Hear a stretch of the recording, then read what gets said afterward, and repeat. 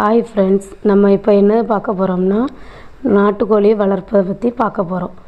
இன்றைக்கி நம்ம காலையில் 6 மணிக்கெலாம் நம்ம நாட்டுக்கோழி பண்ணைக்கு வந்தாச்சு. இப்போ நான் என்ன பார்க்க போகிறோம்னா, நம்ம கோழியை திறந்து விட்டு இப்போது மேய்ச்சலுக்கு தயாராகிட்டு கோழிகள் இப்போ என்ன பண்ண போகுதுன்னா, அதுக்கு தண்ணி எல்லாம் வச்சு முடிச்சுட்டு அதுக்கப்புறம் நம்ம என்ன செய்ய போகிறோம்னா, கோழி தீவனங்கள்லாம் எடுத்து கரெக்டாக போட போகிறோம். அரிசி, கோதுமை, திணை 3 வகையான உணவுகளை நம்ம போடுவோம். போட்டுட்டு அதுக்கப்புறம் சாப்பிட்டதோடு நமக்கு நல்ல சத்தான முட்டைகள் எல்லாமே நம்ம வீட்டுக்கு எடுத்துக்கலாம், விற்கலாம். இதில் நிறைய நன்மைகள் நமக்கு இருக்குது. நாட்டுக்கோழி கொஞ்சம் நேரமாக மேயும். அதுக்கப்புறம் நம்ம மேய்ச்சலுக்கு வெளியே திறந்து விடுவோம்.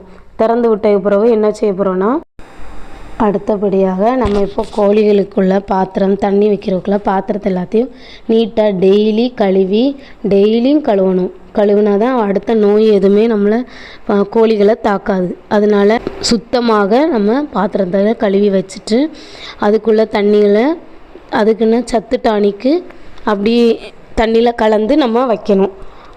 அடுத்தது கோழிகளுக்கு இரையெல்லாம் சாப்பிட்டு முடித்ததோட கோழியோட இருக்கக்கூடிய இடத்துல நல்லா சுத்தமாக வச்சுட்டு கோழியெல்லாம் வெளியே போனதுக்கு பிறகு நம்ம கூட்டுக்குள்ளே போய் நம்ம எவ்வளோ முட்டை விட்டுருக்கோ அதை பாதுகாப்பாக எடுத்து நம்ம அது அடை வைக்கிற இடத்துல பாதுகாப்பான முட்டையை வைக்கணும். ஒரு நாளைக்கு நம்ம ஒரு 18 இல்லாட்டி ஒரு 15 முட்டை ஒரு கோழிக்கு அடை வைக்கலாம். அடை வச்சு நம்ம குஞ்சு வந்துச்சுன்னா நம்ம பெருக்கினோம்னா நம்மளுக்கு முட்டையோட குஞ்சு லாபம் நிறைய கிடைக்கும். நம்ம எவ்வளோ முட்டையை பாதுகாத்து வைக்குமோ அந்தளவுக்கு நம்ம கோழி பண்ணையில் நம்ம லாபங்கள் எடுக்கலாம். ஆனால் கோழி பண்ண ஆரம்பித்தா நம்மளுக்கு ஏற்றம் இறக்கம் இந்த மாதிரிகள் வரும். ஆனால் எல்லாத்தையும் தாண்டி நம்ம கோழிகளை நம்ம வளர்த்தா நம்மளுக்கு நிறைய நன்மைகள் கிடைக்கும், நிறைய லாபங்கள் கிடைக்கும். அதே மாதிரி கோழி வளர்த்தால் நல்ல நம்மளுக்கு முட்டைகளும் கிடைக்கும். வீட்டுக்கு தேவையான முட்டைகளும் எடுத்துருக்கலாம், விற்கையும் செய்யலாம். அதுக்கப்புறம்னா நம்ம கோழியை வளர்க்கும் போது நிறைய வெளியிலேருந்து பெரிய பெரிய பறவைகள் இந்த மாதிரிலாம் வரும். அப்போ அந்த பறவைகள் வரும்போது நம்ம கோழியை தாக்காமல் இருக்கிறதுக்கு நம்ம சுற்றி நல்ல வலை எல்லாம் போட்டு நீட்டாக கோழியை பாதுகாக்கணும்.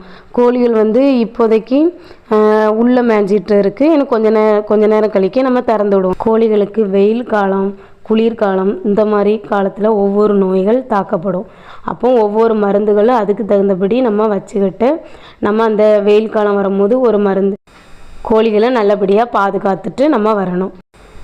கோழிகளுக்கு சளி அதிகமாக வந்தால் நம்ம சின்ன வெங்காயம் வெட்டி போடணும். வெட்டி போட்டால் நல்ல சளி கோழிகளுக்கு வராது.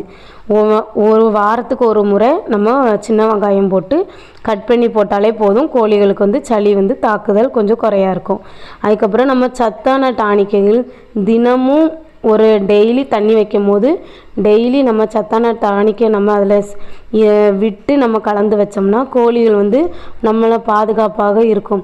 இப்போ இந்த சின்ன குஞ்சுகள்லாம் தாய் கூடயே சேர்ந்து போய் இப்படி பழகி இப்போ கோழிகள் எல்லாம் மேய்ச்சலுக்கு தயாராகிட்டு இப்போ நம்ம திறந்து விட போகிறோம். திறந்து விட்டதோட ஒன்றுக்கொன்று சண்டை போடாமல் அழகாக மேய்து பாருங்கள். இப்போ கரையான் எல்லாமே நம்ம போட்டிருக்கனால எல்லாமே அதில் புழு, கரையான் இந்த மாதிரி எல்லா வகையான புழுக்கள் எல்லாம் சாப்பிட்டு நம்ம கோழிகள் கெமிக்கல் இல்லாத உணவுகள் சாப்பிடாம நல்ல மண்புழு, கரையான் இந்த மாதிரி உணவுகளை சாப்பிட்டு நல்லபடியாக நாட்டுக்கோழி நம்ம வளர்க்கும்.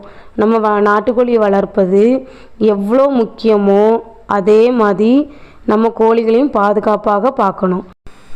இப்போது நம்ம என்ன பண்ண போகிறோம்னா ஃப்ரெண்ட்ஸ், இப்போ நம்ம கோழிகள்லாம் திறந்து விட்டாச்சா.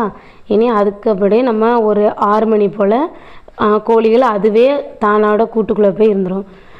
ஃப்ரெண்ட்ஸ், இது என்னோடய பையன். நீங்கள் என்னோடய பையனுக்கு ஹாய் சொல்லுங்கள். இப்போ என் பையனும் அதே மாதிரி கோழி, ஆடு இதெல்லாம் நல்லா ஃப்ரெண்ட்ஸ் நம்மகிட்ட இப்போ ஆடை பற்றி பார்க்கலாமா. நம்ம இப்போ ஆடுகளும் வளர்க்கோம் ஃப்ரெண்ட்ஸ். நம்மகிட்ட இப்போ சேவலும் நம்ம வளர்க்குறோம். நீங்கள் சேவல் பார்த்தீங்கன்னா நம்மகிட்ட நிறைய சேவல் ஒரு 10-15 சேவல்கான நம்மளுக்கு இருக்குது. சேவலும் சேர்ந்து தான் மேய்கிறது.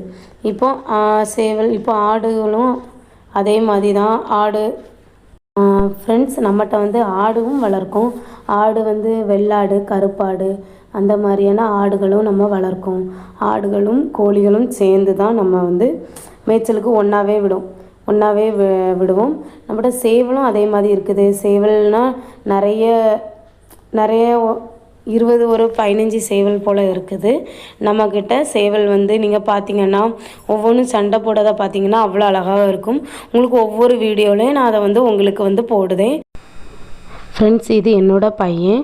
இவனும் எங்களே மாதிரி காலையிலே தோட்டத்துக்கு வர்றதுக்குன்னா அவனுக்கு அவ்வளோ பிடிக்கும். எங்களோட சேர்ந்து நாங்கள் அந்த கோழிகள் மேய்ச்சலுக்கு விடுறது, ஆடு மேய்ச்சல் விடுறது, இந்த மாதிரியான விஷயங்களுக்கெல்லாம் அவனுக்கும் ரொம்ப பிடிக்கும். எங்கள் கூடயே மார்னிங்லாம் வந்துடுவாங்க. லீவு டைமில், ஸ்கூல் டைமில் அவங்க ஸ்கூலுக்கு போவாங்க. ஆனால் ஆடு கூட நல்லா ஜாலியாக விளையாடக்காண்டி அவங்க தோட்டத்தை விரும்பி இயற்கையை விரும்பக்காண்டி வருவாங்க.